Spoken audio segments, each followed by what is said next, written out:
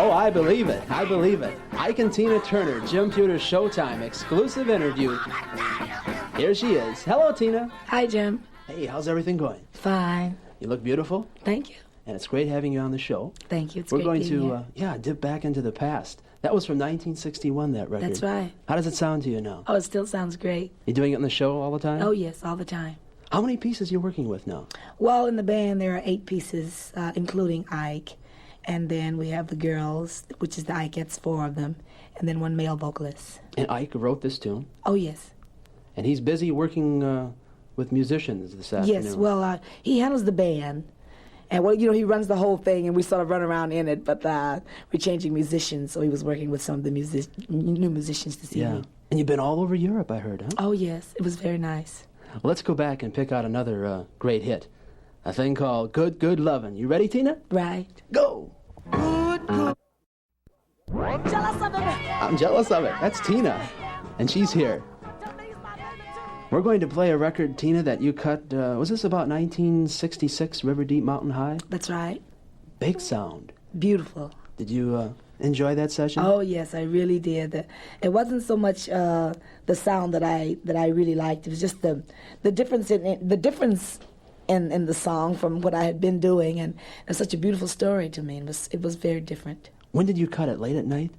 No, it was before I went to work. It was about 7 o'clock in the evening. And we went in just for that tune only. And it wasn't very hard to cut, just a few minor things. And they had the track already down? Yes, already. The track, to you good people out there, is like the music. Right. And then Tina put her voice on it. This is, I think, the greatest sound in R&B. I think so. I have ever heard. Really, I mean that. I really do too. I don't really understand why it missed, but it did. But it's still, everybody still gives us credit for it. It's been cut 2 or 3 times since I cut it. I know, Dobie Gray had a cut on it. Right, and some girl out of St. Louis cut it. Yeah, it's very nice. Let's listen to it. Fine. Phil Spector produced it. It's called River Deep Mountain High, featuring Tina.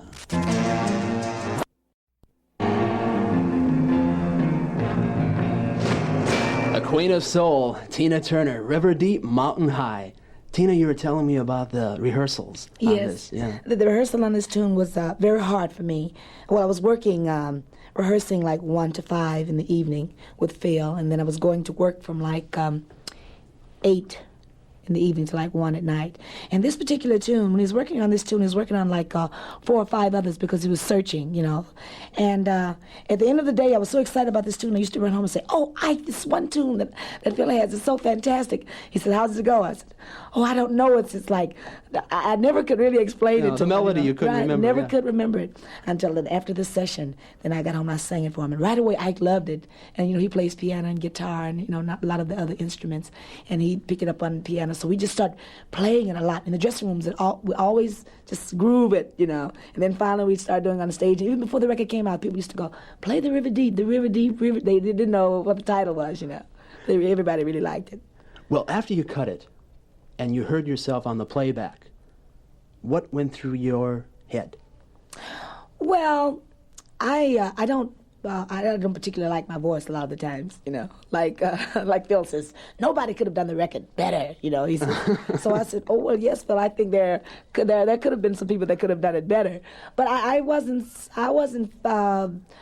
excited about me. It was just the sound of the whole thing. It was as if it wasn't me. It was as if it was someone else. Mm-hmm. So I didn't exactly tie it in with it being me. It was just like a record with a beautiful sound, You do it on stage? Oh, yes. Only we do it a little faster because I have routines that goes with it, along with it now. Yeah. But it still sounds good. We're going to play another cut from the album. This is a Motown song called "A Love Like Yours." Right. "Don't Come Knocking." Right. When? Every day? Every day. Let's listen to it. Jim Pewter, Showtime. Exclusive interview with Tina Turner. Listen very closely. Got a nice tone. Yeah, it was 26 voices. On that track. You have, Tina. You sound good on that. Oh, thank you. Yeah. And I was thinking of, dropping a note to Spector and telling him to try and re-release some of these. I think you should. Yeah, I'll do that. Because I really think they would go. How do you feel about the Motown sound and some of the current R&B and rock that's out right now? Well, on the Motown sound, some of it I like, some of it I don't, because a lot of it is too much alike, if you can understand that.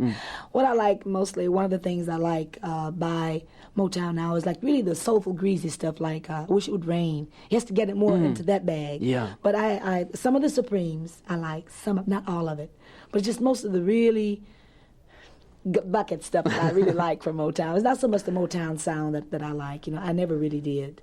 But it's just really the really good stuff that they put out that I really like. You dig the oldies, don't you? I mean, the things like Penguins and Yes. Harp Tones. Yes. Remember all Yes. that? Yeah.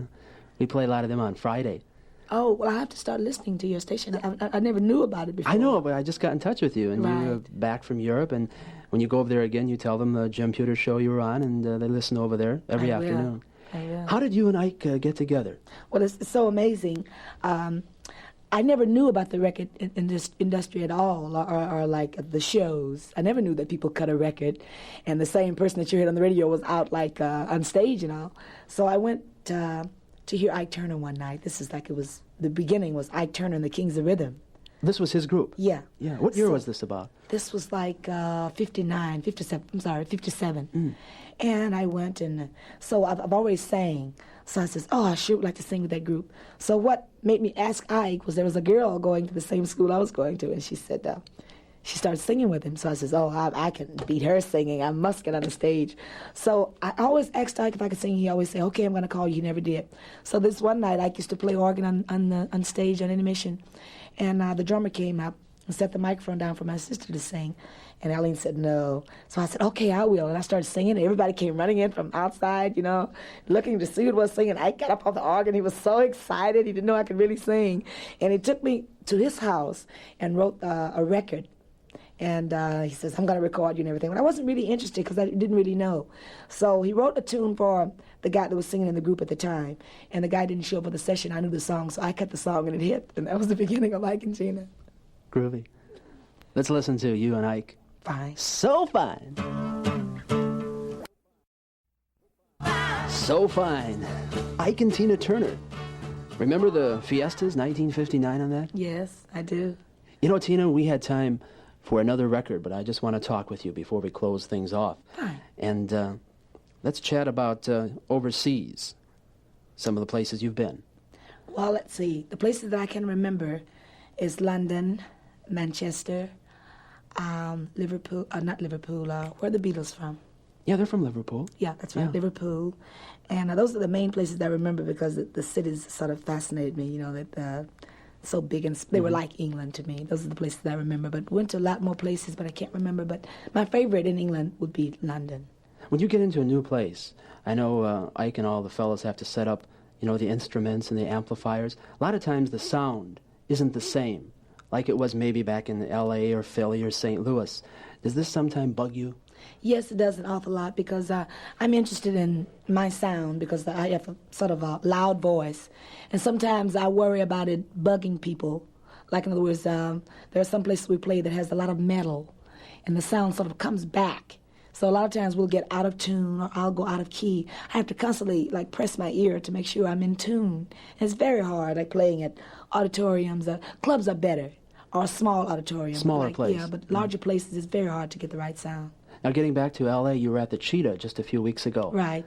And that's a big place. Very large, very large. The crowd was beautiful. That's a hard place to play in for sound because they have an awful lot of metal around. But I enjoyed it. But it was hard work, and instead of letting myself go really enjoying my work, I had to concentrate. Tina, I'm going to catch the review before you leave. Fine. And that'll be in a couple of days. Bless you. Thank you for stopping by. Thank you. And I'll keep the Ike and Tina Turner records moving Thank on you the very show. much. Bless you.